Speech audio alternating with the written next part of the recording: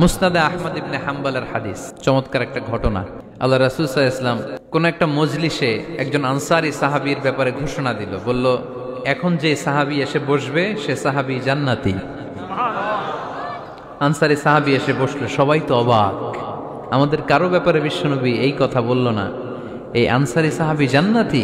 আবার কয়েকদিন পরে আরেকটা মজলিসে বিশ্বনবী আবার ঘোষণা দিলেন, এই মুহূর্তে এমন একজন সাহাবী এসে এইখানে বসবে, এই সাহাবীটা জান্নাতি।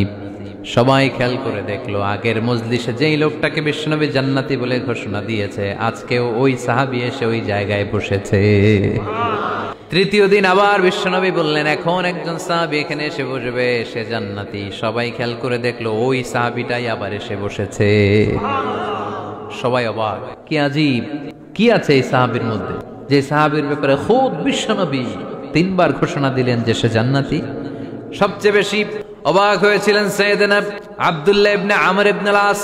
মনে মনে ভাবলেন, এটা তো চারটেখানে কোনো কথা না, বিশ্বনবীর অ্যানাউন্সমেন্ট। দুনিয়ার বুকে বিশ্বনবী তিনবার এই আনসারী সাহাবীকে জান্নাতি বলে ঘোষণা দিয়েছে, নিশ্চয়ই এই সাহাবীর এমন বিশেষ কোনো আমল আছে, এমন বিশেষত্ব আছে যেটা আমাদের মধ্যে নাই। যেমন করেই হোক এই সাহাবীর ভেতরের সব খবর আমার জানতে হবে।